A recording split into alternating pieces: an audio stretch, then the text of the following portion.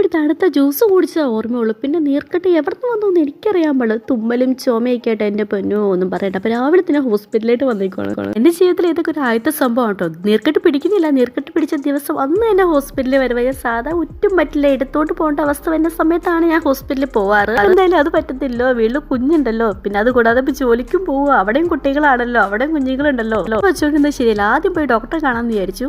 വീണ്ടും മാസ്ക്, കോവിഡിന്റെ സമയത്താണോ മാസ്ക് വെച്ചത്. ഇപ്പൊ വയ്ക്കുമ്പോൾ എൻ്റെ പൊന്നോ എന്നാ ഒരു ബുദ്ധിമുട്ടാണെന്ന് അറിയോ. ഹോസ്പിറ്റലിലായിട്ടാണല്ലോ, ഡോക്ടറെ പോയി കാണുമ്പോൾ മാസ്ക് വേണമല്ലോ എന്ന് വിചാരിച്ചുകൊണ്ട് ഞാൻ എടുത്ത് വെച്ചു. അല്ലാതെ ഡോക്ടറെ കാണുമ്പോൾ മാസ്ക് നിർബന്ധം എന്ന് എഴുതി വെച്ചത് കൊണ്ടല്ല, ചുമ്മയാണ്.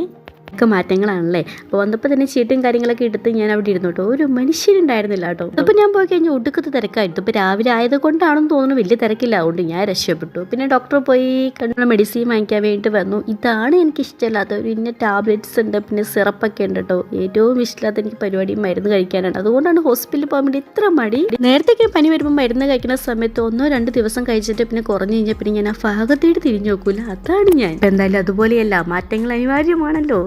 മാസ്ക് കൂരി കഴിയുമ്പോൾ എൻ്റെ പൊന്നോ ഒരു സൊറ കിട്ടിയ ഫീലായിരുന്നു. എന്താ ഒരു ആശ്വാസം എന്നറിയോ.